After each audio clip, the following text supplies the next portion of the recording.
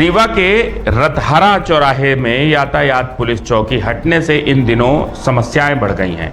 रीवा शहर का रतहरा चौराहा इन दिनों ट्रकों के कब्जे में है, जहां इस व्यस्ततम चौराहे के आसपास ट्रकों के खड़े होने से आमजन को समस्याओं का सामना करना पड़ रहा है। बताया गया कि उत्तर प्रदेश से ईंट लेकर आने वाले ट्रक यहां खड़े रहते हैं।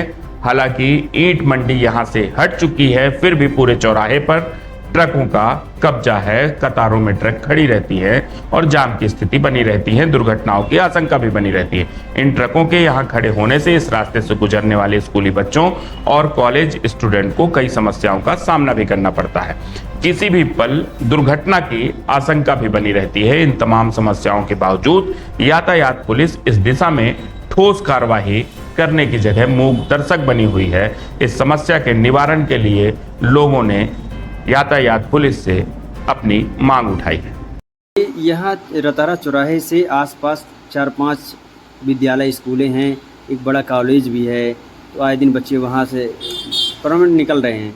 तो अगर मान लीजिए कभी ऐसे किसी बच्चे के साथ दुर्घटना घट गई तो इसका जिम्मेवार किसको मानेंगे? लगातार घटती रहती है हमारे मतलब जब से हम यहाँ देख रहे हैं तो प्रैक्टिकली आप ये समझिए स्कूल छूटने का टाइम 12 o'clock है, तो 12 से 2 के बीच में स्कूल कॉलेजेस 4 स्कूल हैं, 3 बड़े कॉलेजेस हैं, सारे बच्चों का जमावड़ा जो है इसी रतहरा चौराहे पे होता है। तो रतहरा चौराहे को रीवा के प्रशासन को सिरमौर चौराहे जैसा समझना चाहिए कि भीड़ का यहाँ बहुत एक इनपुट हो चुका है और उसके बजाय यहाँ पे ट्रक दना के दौड़ते रहते हैं। और ट्रक वाले तो अब आजकल ऐसा माहौल हो गया है कि उनकी ड्राइविंग स्किल्स को भी जांचने वाला कोई नहीं है। एक्सीडेंट किसी भी दिन हो सकता है और रोज एक्सीडेंट होते ही रहते हैं। मतलब आप ये समझिए रीवा में जितने भी एक्सीडेंट हो रहे हैं उसका 70% केवल रतहरा के इस चौराहे पे हो जाते हैं। अब प्रशासन को चाहिए कि इस चौराहे को विधिवत बनाए।